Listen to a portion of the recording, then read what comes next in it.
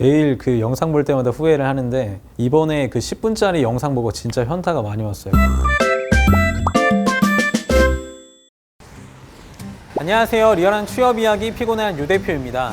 거의 일주일 만에 면접을 보러 왔는데요. 어제 다운펌도 하고 셔츠도 새거 입고 왔는데 아침에 일어나니까 머리는 막 눌려있고 지금 비와 바람이 거의 태풍 수준으로 불고 있어요. 그래서 왠지 더 긴장이 되는 면접인데 그래도 열심히 준비한 만큼 면접 잘 보기로 하고요. 오늘 면접 볼 기업은 국내 최초이자 유일하게 100대의 군집 드론 비행에 성공하고 SM에 투자를 받은 파블로항공입니다.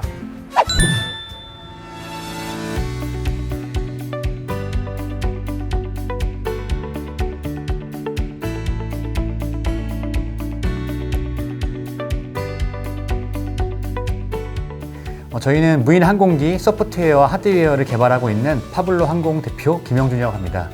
저희는 군집 비행과 지상 관제 시스템 또 하드웨어를 주로 개발하고 있고요. 저희는 현재 민관군에서 사용하는 여러 가지 드론 솔루션에 대해서 개발을 하고 있는 기업입니다.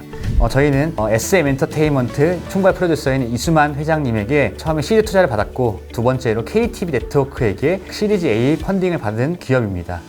저희는 현재 약 25명의 인원으로 연구개발 인원은 약 17명 정도가 되어 있고요. 나머지는 경영지원실로 구성이 되어 있습니다. 저희가 지금 뽑을 인원은 약 전략기획실에서 기획팀을 뽑고 있고요. 기획력이 얼마나 있을지 또한 저희 회사를 얼마나 이해하고 있는지에 대한 중점으로 저희는 면접을 보려고 하고 있습니다. 감사합니다. 네, 지원자분 들어오세요. 안녕하십니까. 어떻게 다 검사는 하고 들어왔으니까 마스크는 벗고 하시죠. 네. 예, 안녕하세요. 예, 인상이 좋으시네요. 일단은 저희 그 파블로 항공에 대해서 알고 오신 거라던가 좀 회사가 어떤 이미지고 좀 어떻게 찾아보고 지원하셨는지 좀 궁금하거든요. 네, 한번 얘기해 주세요.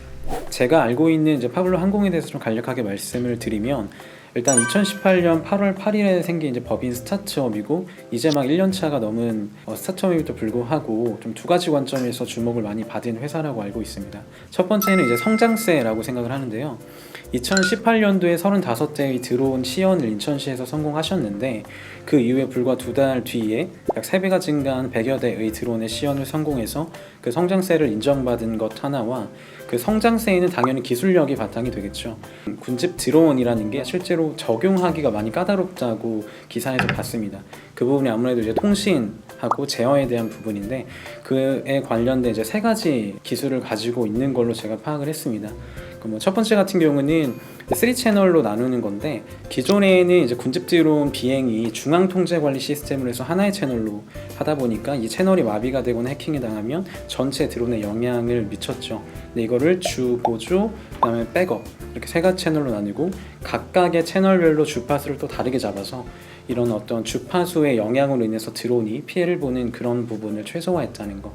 그다음에 두 번째가 GPS에 대해서도 이제 기술력이 있으셔서 관련 기사도 사실 좀 찾아봤습니다. 그 위성에서 주파수를 보낼 때 뭐 전리층이라든가 대륙권을 통과할 때 직선에서 꺾인다고 하더라고요. 그래서 그런 부분에 오차가 많이 나다 보니까 기존의 이제 위성 사용자 관제 시스템으로 있는 3 그 구성 요소에서 고정 안테나를 넣어서 위성으로부터 실시간으로 받는 주파수가 드론의 실시간의 기록과 다를 경우에 보정 신호를 계속 보내서 좀 정교하게 위치를 잡아주는 걸로 알고 있고요. 메리트를 느꼈습니다. 많이 알아줬네요. 열심히 봤습니다. 예. 저희 회사가 아트쇼 말고 다른 것도 하시는 걸 알고 계시죠? 네, 환경보드나 인공지능 말씀하시는 거죠. 또 저희가 작년 11월 달에 57.5km라고 해서 이제 제주도에서 2시간 동안 이제 비행을 했어요. 그래서 이제 구급약품을 들고 2시간 동안 비행을 해서 이제 서귀포항에서 떠가지고 우도항까지 드론 택배에 대한 이런 부분들을 이제 시연을 했었는데 이런 부분에 대해서 굉장히 좀 밖에서 말이 많아요. 그러니까 이게 정말 현실화 되는 거냐, 가능성이 있는 거냐라는 그 질문들이 많이 들어오는데 거기에 대해서 그러니까 드론 택시나 뭐 드론 택배나 뭐 물류 드론에 대해서 좀 어떻게 가능성이 있다고 보시는지 좀 알고 싶거든요. 우선 말씀하셨던 그 영상은 제가 잘 봤습니다. 뭐 1시간 57분의 비행 시간이나 약 57km의 거리가 국내 최장 시간이자 최장거리라고 하더라고요. 그리고 이미 이전에 거의 2017년도, 16년도부터 DHL에서 물건을 이제 드론으로 보내겠다라는 포부를 밝히고 이미 시도를 했는데, 사실 저는 좀 당장의 현실화는 좀 어려울 거라고 생각이 듭니다. 첫 번째가, 저는 일단 기상을 전혀 제어하지 못하고 너무나 큰 통제를 받는다는 거. 개막식에서 인텔도 기상 때문에 녹화된 걸 들었잖아요. 날씨가 좋지 않으면 드론을 전혀 띄울 수 없는 상황이다 보니까 이 부분이 사실 통제가 되지 않으면 드론의 장점이 빨리 받을 수 있다는 건데, 비가 오는 날에는 못 받고 날씨가 좋은 날에도 그 수백 수천 대의 드론들이 공중을 떠다니면서 각 집으로 간다? 이게 경관상으로도 저는 좋다고 생각을 하지 않을 것 같습니다. 좀 무섭다라고 사람들이 느낄 것 같아서 그런 어떤 기상에 대한 부분이나 이런 것도 좀 먼저 돼야 되지 않을까 생각하고 있습니다. 만약 그런 상황이 있더라도 이거를 꼭 실현해야 된다 라고 했을 때 좀 해야 될 부분, 우리가 가장 먼저 조금 이렇게 다가가야 될 부분이 혹시 어떤 거라고 생각을 하세요? 그러니까 우리가 일상에서 있으면 좋겠다의 영역에서 먼저 드론을 투입을 하는 것보다는 반드시 필요하다의 영역에 먼저 드론을 좀 투입을 해서, 말씀하신 대로 그 우도에 띄운 거나 아니면 독도 이런 어떤 섬 같은 데는 정말 배가 뜨지 않으면 받기가 어렵잖아요.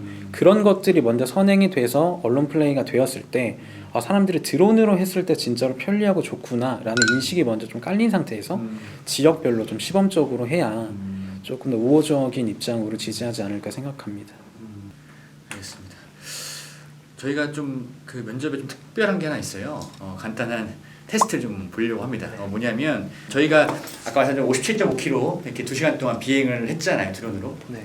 저희가 이거를 이제 상용화를 시켜야 된다라고 생각을 했을 때 당장 상업화를 시킬 수 있는 부분들이 어떤 게 있을지에 대한 부분을 기획해 주는 거를 한번 좀 테스트를 조금 저희가 보려고 해요. 그래서 약 10분 정도 본인이 어떻게 도입을 어디에 부분에 하면 회사 입장에서 돈을 벌 수 있겠다라는 부분이 있을지에 대해서 한번 좀 작성해 주시면 저희가 그걸 가지고 다시 한번 조금 질문을 하는 그런 시간을 갖도록 하겠습니다. 말씀드린 드론 운송이라는 부분을 어떤 산업군에 적용했을 때 가장 효과가 빠르겠냐라는 부분이죠. 뭐 드론 물류라던가 드론 택배라던가 뭐 그런 부분들.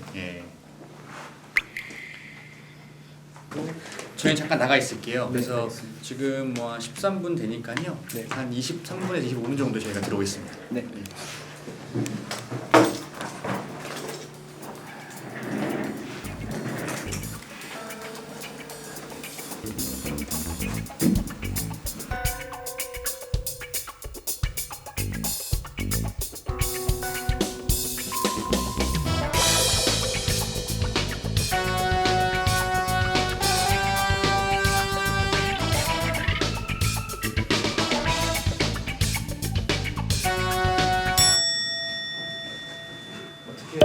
다 하셨나요? 한번 저기 모니터에 띄워볼까요? 몇 줄 안 적으신 것 같은데. 되게 생각할 시간도 조금 부족해서 일단 설명으로 좀 드려보겠습니다. 사실 이제 의약품이나 아니면 택배는 이미 상용화고 되고 있는 시점이 있어서 그런 부분 말고 다른 쪽으로 좀 생각을 해보면 어떨까라고 일단 전제를 깔았는데요. 제가 사실은 썼다가 지웠던 것 중에 하나가 이제 유기견 유기묘였습니다. 그러니까 사실 그러니까 잃어버리는 동물의 숫자가 연 10만 마리에 달하는데, 우리가 흔히 이렇게 뭐 어느 개를 찾습니다, 어느 뭐 이런 것도 많고, 또 유기견들 보면 막 배고파서 굶으면 어쩌나 이런 걱정이 많잖아요. 그래서 그다음에 두 번째는 저건 제가 쓰고도 순간 아차 싶었는데요.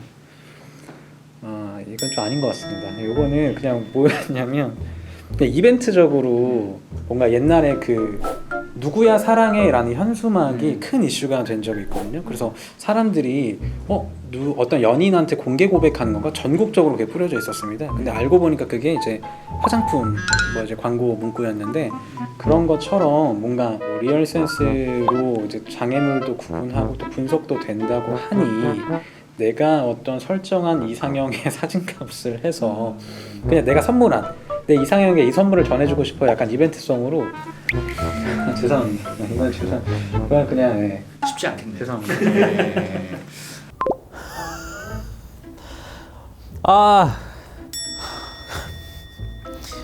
매일 그 영상 볼 때마다 후회를 하는데 이번에 그 10분짜리 영상 보고 진짜 현타가 많이 왔어요. 그게 거의 핵심이었는데 그때 아무 생각이 안 났습니다. 제가 끝나고 그 질문에 대해서 계속 생각을 해봤어요. 근데 지금 다시 대답을 한다면 그 편의점하고 오피스텔하고 요즘 같이 지으니까 10,000원이나 15,000원 이상 편의점 앱에서 딱 결제를 해놓으면 그 드론이 이렇게 딱 창문으로 배달을 해주면 어떨까라고 얘기를 하고 싶었는데 맨날 후회합니다.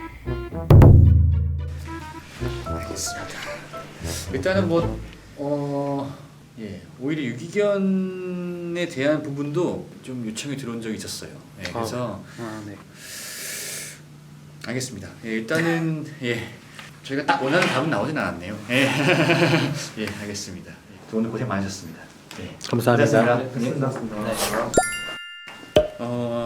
전체적으로 제가 좀 정리해서 말씀을 해드릴게요. 일단 오늘 오셨을 때 여러 가지를 좀 들어보니까 사실 준비에 대한 부분은 저희가 가장 높게 평가 좀 했습니다. 준비를 많이 해주신 것 같아요. 사실 이제 기획력이 조금 이제 저희가 테스트를 했을 때 네. 사실 이제 10분에 대한 부분은 사실 답은 딱 없어요. 답은 딱 없는데 저는 이제 30 본론 결론이 딱 끝맺음이 정확했으면 좋겠었다는 게 사실 제일 컸습니다. 왜냐하면 어떤 기획이나 제안을 할 때 보통은 이제 나의 가지고 있는 생각이 일목요연하게 정리가 완벽히 돼서 그걸 상대방을 이해를 시켰을 때 저는 비로소 그 제안서가 만족된다 생각을 하거든요. 어떤 유기견에 대한 부분, 이런 부분에 대한 아이디어도 좋지만 그 아이디어가 정확히 나는 이거에 대해서 생각을 했기 때문에 이렇게 좀 했으면 좋겠고 그래서 결론은 이거다 라는 게 조금 일목요연하게 나왔으면 조금 좋지 않았을까라는 생각을 합니다. 그래서 사실 기획력에서 조금 점수를 저희 낮췄어요. 기획력은 사실 50점 했고요. 또 하나는 이제 순발력이나 또 답변에 대한 어떤 질문에 대한 태도, 또 이해 이런 부분에서 저희가 80점을 드렸거든요. 그렇게 하다 보니까 이제 평균적으로 저희는 75점 나왔습니다. 고생하셨습니다. 고맙습니다.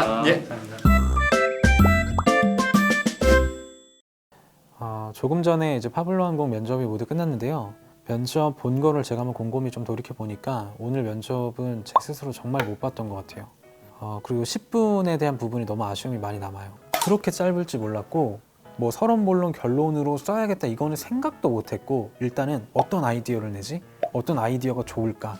그리고 어떤 평가에 너무 초점을 맞춘 생각을 하고 관련 기사 찾는데 시간을 다 써버려가지고 정작 제 생각을 좀 논리적으로 말을 못했던 것 같아요. 좀 자괴감이 드는, 내가 왜 이렇게 했을까? 막 이런 생각이 좀 많이 드는 그런 면접이네요, 계속. 제가 사전에 뭐 얘기 들은 건 없었지만 이 파블로 항공이 저랑 같이 스타트업 지원을 받았던 기업이에요. 그래서 저도 막연하게 그냥 드론을 한데 이 정도만 알고 있었고 이번 기회에 저도 면접 준비하면서 제대로 좀 알게 됐는데 인정받는 기업이고요. 아마 1년 차도 채 안 됐을 때 많은 성과를 냈던 기업이고 여기 팀원들의 능력치가 어마어마합니다. 그래서 드론에 정말 관심 있고 배우고 또 성장하실 분은 이 기업에 저는 오시는 거 추천하고요. SM에서 투자했잖아요. 다 했죠, 말. 마지막으로 한마디 하고. 저희도 투자받고 싶습니다. JYP에서.